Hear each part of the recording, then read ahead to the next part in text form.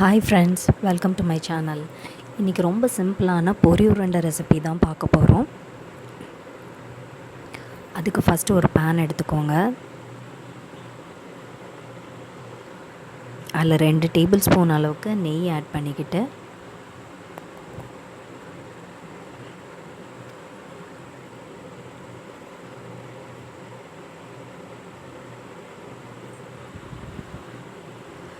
ஒரு கப் சர்க்கரை ஆட் பண்ணுறேன். ஒரு 1/4 கிலோ இருக்கும் இது. உங்களுக்கு எவ்வளோ வேணுமோ அவ்வளோ ஆட் பண்ணிக்கலாம். ரொம்ப ஸ்வீட்டாக வேணும் அப்படின்னா இன்னும் கொஞ்சம் கூட ஆட் பண்ணிக்கலாம்.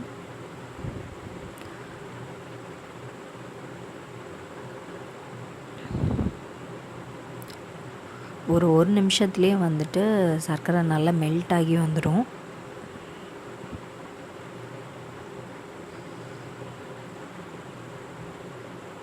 இப்படியே கை எடுக்காமல் நல்லா மிக்ஸ் பண்ணி கொடுத்துக்கிட்டே இருக்கணும்.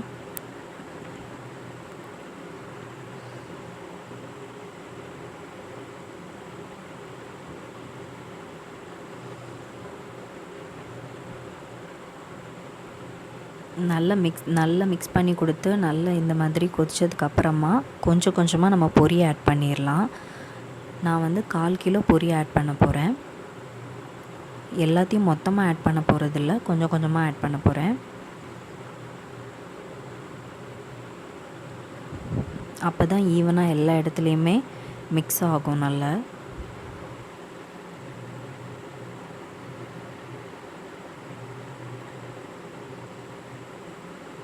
நீங்கள் இந்த ஸ்டேஜில் ஸ்டவ்வை சுவிட்ச் ஆஃப் பண்ணிடலாம்.